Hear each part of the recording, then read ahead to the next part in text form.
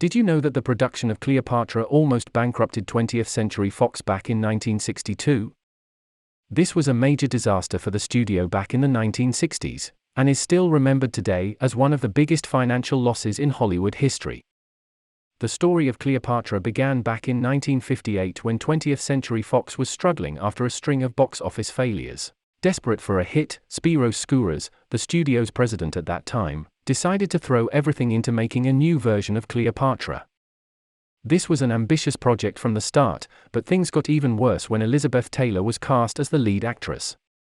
Taylor caught meningitis, which caused further delays, leading to more script rewrites and eventually director Ruben Mamoulian being fired and Joseph L. Mankiewicz taking over instead.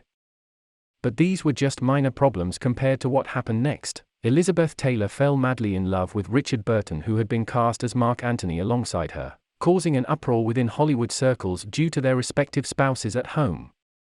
The scandal made headlines throughout 1962 and put 20th Century Fox under immense pressure. They demanded Mankiewicz wrap up filming by June that same year so they could stop throwing money at this production. In spite of all this drama, Cleopatra did manage to turn a modest profit at its theatrical run in 1963. But not before it had already caused irreparable damage to Fox's finances. Budget overruns led them having to sell off part of their backlot, which would later become Century City. To make matters worse, executives used press reports to blame Elizabeth Taylor for all this misfortune while ignoring Spyros Skouras, who should have taken responsibility for his decision-making on this project from day one.